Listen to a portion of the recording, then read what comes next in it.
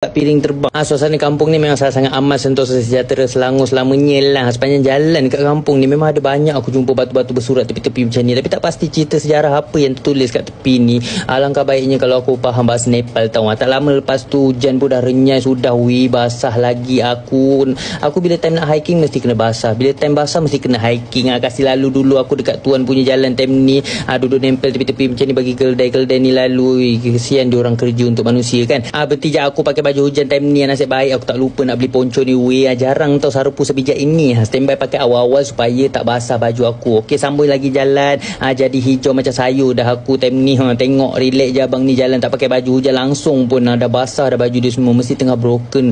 Dunia ni memang kejam abang Budin. Sabarlah. Semalam episod last kan bahagia kan. Tapi serius trekking untuk hari pertama ni banyak aku lalu kampung-kampung je sepanjang jalan ni. Jumpa jalan yang cantik, rumah-rumah yang besar macam ni lah dengan batu-batu bersurat lagi. Masuk hutan tu kejap-kejap je. Lepas tu jumpa lagi kampung yang lain. Ajak bagi laluan dulu dekat orang punya jalannya. Tapi kali ni aku ada jumpa Yak Ye weh untuk first time. Tapi bola dia kurang tebal. Salam kenal Pak Yak Ye. First time jumpa. Excited gila aku. Alhamdulillah akhir je jumpa ramai juga orang aku time ni. Tak rasa bosan dah aku. Mana taknya daripada tadi aku jalan sunyi. Jumpa pun abang Budin tadi yang tengah broken. Lepas tu lalu-laluan kampung lagi. Banyak rumah-rumah warga tempatan tau di sini tau. Yang bagus ni masa ni kan track dia tak adalah tangga-tangga sangat. Tak ada daki pun. Jalan santai je landai. Lepas tu turun tangga. Serius jalan dia se-friendly ini. Hari ni aku macam tak percaya hiking EBC jalannya bagus dan santai. Okey lah hari pertama trekking macam ni tak adalah penat mana kan. Nanti hari-hari seterusnya baru kita menyusahkan diri. Sumpah ya Allah cantik sesangatlah pemandangan pegunungan Himalaya kat sini. Walaupun berkabus tapi kecantikannya tetap takkan hilang cintaku padamu. Track day time ni dah start basah teruk dan memang licin sangat. Dan aku pun pakai running shoe je. Kalau jatuh tadi memang bergolek-golek ke bawah sampai tak jumpa dah ke mana kan. Kena hati-hatilah dengan